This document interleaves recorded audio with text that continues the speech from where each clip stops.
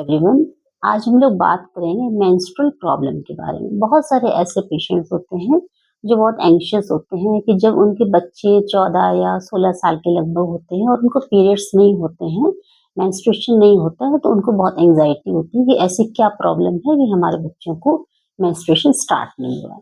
तो सबसे पहले तो जैसा आप स्लीपलेट में दिख रहे हैं, यहाँ पर आपको एक सिंड्रोम का नाम दिखाई दे रहा होगा, MRKH syndrome. That is the Mayer Rokitansky Kuster Hauser syndrome. ये एक रेयर सिंड्रोम होता है, लेकिन ये एक ऐसा सिंड्रोम होता है जिसमें जो गर्ल्स होती हैं उनमें ऊपर से देखने में कोई प्रॉब्लम नहीं लगती है, ब्रेस्ट वेल डेवलप्ड होती हैं, सब कुछ ठीक होता है, लेकिन इन पेशेंट्स में यूट्रस नहीं होता है। तो सबसे पहले तो अगर 16 इयर्स तक मेंस्ट्रुएशन नहीं आ रहा है, तो आप एक बार डॉक्टर को दिखा सकते हैं, एक अल्ट्रासाउंड करा सकते हैं कि यूट्रस है या नहीं है। पहली प्रॉब्लम तो ये हो गई। हालाँकि ये बहुत रेयर होता है, लेकिन हमें देखना होता है कहीं इस तरह की प्रॉब्लम तो नहीं है। इसमें यूट्रस नहीं होता है, लेकिन ओवरीज़ होती हैं, इसलिए जो है ब्रेस्ट डेवलपमेंट और बाकी सब चीज़ें सही होती हैं बच्चों में। तो ये हो गया। दूसरा होता है, कुछ पेशेंट्स ऐसे होते हैं जिनमें पीसीओडी का प्रॉब्लम होता है। जैसा कि अभी आपको यहाँ देख रहे होंगे, ये आपको पीसीओडी के एक्स दिख रहे हैं। तो पीसीओडी का प्रॉब्लम क्या होता है, इसमें क्या होता है कि पेशेंट्स को पीरियड्स जो होते हैं वो बहुत इर्रेगुलर होते हैं।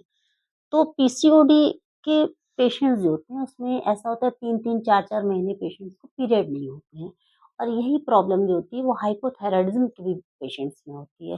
तो इसलिए हम लोग को ये देख लेना चाहिए कि थायराइड का कोई प्रॉब्लम तो नहीं है, क्योंकि ये ऐसा टाइम भी होता है जब बच्चों की ग्रोथ बहुत होती है।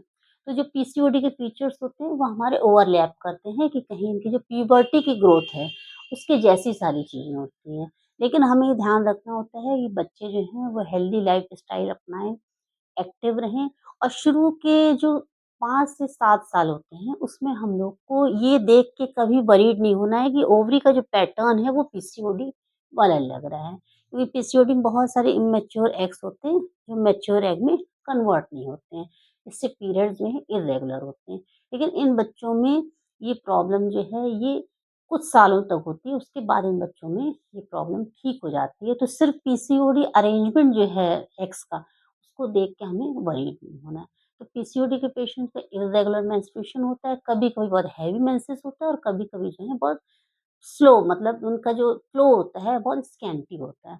तो इस तरह के पेशेंट को हमको प्रॉपर्ली स्क्रीन करना चाहिए कि इनका वेट तो ज़्यादा नहीं बढ़ रहा है, शुगर का प्रॉब्लम तो नहीं हो रहा है, और ये एक्टिव अपना हेल्दी लाइफ़स्टाइल अपनाएँ। तो ये बहुत ज़रूरी है कि जो मेंस्ट्रुअल प्रॉब्लम है उसको हम लोग प्रॉपर्ली अप्रोच करें कि पेशेंट में पहली बात तो यूट्रस है कि नहीं है, है तो ओवरीज अच्छे से फंक्शन कर रही है कि नहीं कर रही हैं, और उनकी लाइफ़स्टाइल कैसी है, जिससे कि फर्दर हम इनको स्क्रीन कर पाएँ कि कहीं इनमें से कुछ पेशेंट्स को पीसीओडी का प्रॉब्लम तो नहीं हो रहा है। क्योंकि पीसीओडी अभी का बहुत बर्निंग प्रॉब्लम है। इर्रेगुलर मेंस्ट्रुएशन, इनफर्टिलिटी और फ्यूचर में बहुत सारे दूसरे रिस्क होते हैं, जैसे कि इनमें हार्ट अटैक का लेट एजेस में खतरा ज़्यादा होता है, एंडोमेट्रियल कैंसर का खतरा ज़्यादा होता है। अगर प्रोलॉन्ग नेग्लेक्टेड केसेस पीसीओडी के होते हैं, जिसमें 1 साल में अगर 2 या 3 महीने ही पीरियड आ रहे हैं और सालों तक ऐसा हो रहा है, तो इनकी जो एंडोमेट्रियम है वो बहुत मोटी हो जाती है, और कंपैरेटिवली दूसरे पेशेंट्स में ज़्यादा खतरा होता है एंडोमेट्रियल कैंसर का। Thank you.